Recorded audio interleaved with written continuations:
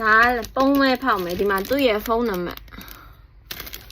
ကွာကိုဝယ်ခြင်းဆက်ပြီးတော့ဝယ်ကြ။ तू ကလဲတန်းကဆိုင်ကဒီလား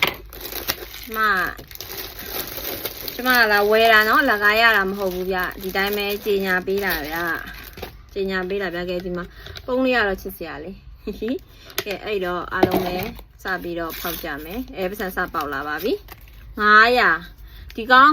9200ပေးရတယ်ပေါ့နော်ကဲဘယ်လောက်ပေါက်မလဲရှိကြမယ်ထောင်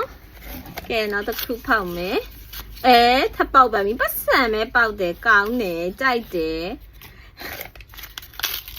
Oh my god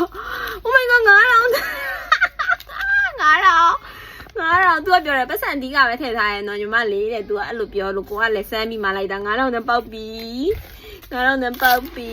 ဒါကဘာလဲဒါဘာကြီးလဲမသိဘူးဒါဘာကြီးလဲချိုးရည်လားမသိဘူးကဲနောက်ထပ်ဒါလေးတွေကကလစ်ဒါပတ်စံမယ်200ဒါလည်းပတ်စံမယ်ပါလိုက်လား900ကဲနောက်ထပ်တစ်ခုဗျာဒါလည်းပတ်စံမယ်100ဒီနေ့တော့ဒါကန်ကောင်းနေနေပဲဒါလည်းပတ်စံမယ်လားဒါကတော့ချွတ်ချင်ပါဗျာကဲအဲ့ဆိုလို့ရှိရင်တော့ပတ်စံဘယ်လောက်ပေါက်လဲဆိုတော့9000 1000 6500 9500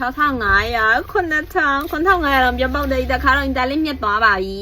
ကဲဒါလေးကတော့မစိုးဘူးပေါ့နော်ပုံးလေးလည်းရတယ်ပေါ့နော်ကဲအဲ့ဆိုတော့အားလုံးပဲ bye bye နောက်ဗီဒီယိုမှာပြန်လည်ဆုံတွေ့မယ်